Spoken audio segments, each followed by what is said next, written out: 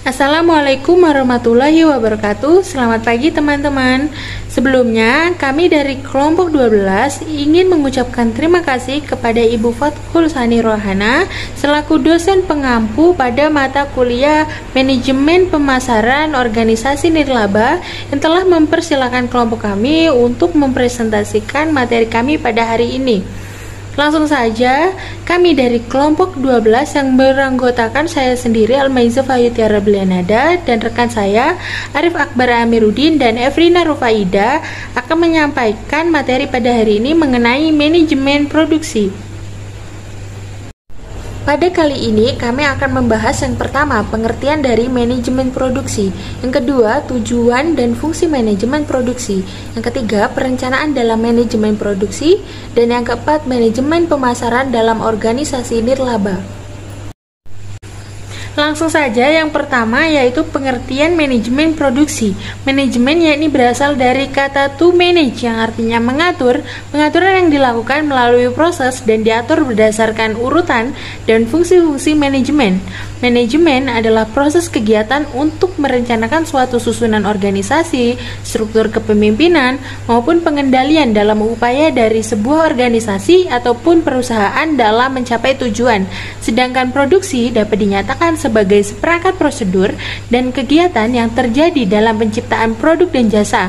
Jadi, manajemen produksi merupakan kegiatan atau usaha yang dilakukan untuk mencapai tujuan dengan menggunakan atau koordinasi kegiatan orang lain atau kegiatan untuk mengatur dan mengkoordinasikan penggunaan sumber daya yang dimiliki agar dapat menciptakan atau menambah kegunaan suatu barang atau jasa. Selanjutnya yaitu mengenai tujuan dan fungsi dari manajemen produksi. Tujuan dari manajemen produksi yang pertama yaitu perencanaan dalam produksi agar perusahaan dapat menjalankan perencanaan produksi dengan baik dan benar, maka perlu adanya persiapan data yang lebih sistematis. Yang kedua yaitu pengendalian produksi. Tujuan utamanya agar perusahaan dapat mencapai target keuntungan yang besar dengan memperkecil biaya pengeluaran menjadi lebih sedikit. Yang ketiga yaitu pengawasan produksi, bertujuan agar suatu perusahaan dapat menjalankan kegiatan kerjanya agar sesuai dengan apa yang telah direncanakan. Selanjutnya yaitu fungsi manajemen produksi. Yang pertama ada perencanaan.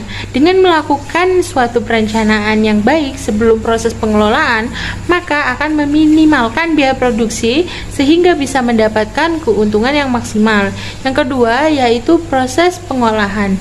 Dalam proses pengolahan diperlukan metode untuk mengolah masukan atau input sehingga dapat memanfaatkan sumber daya yang tersedia secara maksimal. Yang ketiga, penunjang. Penunjang dibutuhkan dalam proses pengelolaan baik sarana dan prasarana untuk menjalankan metode pengelolaan secara efektif dan efisien. Yang keempat, pengendalian atau pengawasan. Pengendalian atau pengawasan ini berfungsi untuk menjamin bahwa proses produksi berjalan sesuai dengan perencanaan. Saya Arif Akbar Amiruddin akan melanjutkan presentasi dari presentator sebelumnya, yaitu masuk ke poin C, perencanaan dalam manajemen produksi. Perencanaan yaitu salah satu sarana manajemen untuk menciptakan tujuan yang telah ditetapkan. Karena itu, setiap tingkat manajemen dalam organisasi sangatlah dibutuhkan aktivitas perencanaan. Pada dasar suatu perencanaan produksi merupakan perencanaan mengenai faktor produksi yang diperlukan untuk memproduksi produk pada suatu periode tertentu di masa yang akan datang sesuai dengan perkiraan. Tujuan dari perencanaan produksi tersebut terdapat 5 macam, yaitu yang pertama untuk mencapai tingkat atau level keuntungan profit tertentu. Selanjutnya untuk menguasai pasar tertentu. Yang ketiga, mengusahakan upaya perusahaan dapat bekerja pada tingkat efisiensi tertentu. Untuk mengusahakan maupun mempertahankan kesempatan kerja. Dan yang terakhir, untuk menggunakan dengan sebaik-baiknya ataupun efisien fasilitas yang sudah ada. Oke, selanjutnya berdasarkan jangka waktu yang maka suatu kegiatan perencanaan produksi dapat dibedakan menjadi 3 jenis, Yang pertama yaitu perencanaan produksi jangka panjang, perencanaan produksi jangka menengah, dan perencanaan produksi jangka pendek. Perencanaan sistem produksi diperlukan karena adanya keterkaitan antara kegiatan-kegiatan lain dan kegiatan produksi itu sendiri. Perencanaan dalam sistem produksi antara lain meliputi perencanaan lokasi pabrik, perencanaan letak fasilitas produksi, perencanaan lingkungan kerja, perencanaan standar produksi, dan perencanaan produk. Seperti itu. Baik, saya Efrina Rufaida akan melanjutkan penjelasan dari pemateri sebelumnya. Di sini saya akan menjelaskan mengenai poin yang D, yaitu manajemen pemasaran dalam organisasi nirlaba.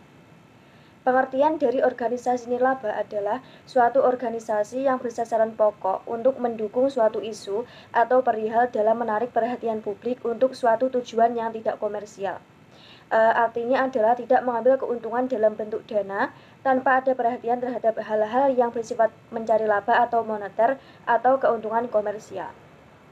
Kemudian karakteristik produk atau keluaran dari organisasi nirlaba adalah umumnya keluaran yang dihasilkan oleh organisasi nirlaba berupa jasa yang bernilai kemanusiaan, kemasyarakatan, lingkungan, maupun nilai sosial lainnya. Kemudian berangkat dari kenyataan ini, fokus utama dari seluruh kegiatan organisasi nirlaba adalah jasa bernilai sosial tersebut. Kemudian sasaran dari kegiatan organisasi nirlaba. Ada dua jenis sasaran yang ingin dicapai dalam organisasi nirlaba, yaitu sasaran input dan sasaran akhir. Kemudian sikap profesional dari pengelola organisasi nirlaba. Organisasi nirlaba secara pengelolaan memiliki berbagai persamaan dengan organisasi pada umumnya. Maka sikap profesional juga harus dimiliki oleh para pengelola organisasi nirlaba. Sikap profesional juga harus ditunjukkan dengan cara kita dalam mengelola berbagai faktor input yang digunakan dalam menghasilkan keluaran bagi sasaran akhir. Pengelolaan keuangan dari berbagai donatur, pengelolaan kegiatan, dokumentasi kegiatan, hendaknya juga dijalankan dengan penuh transparansi maupun memenuhi prinsip akuntabilitas. Kemudian kemampuan adaptif dari organisasi nirlaba. Perubahan merupakan sebuah keniscayaan. Oleh karena itu, organisasi nirlaba perlu pula memiliki kemampuan untuk beradaptasi dengan perubahan. Artinya adalah tidak monoton.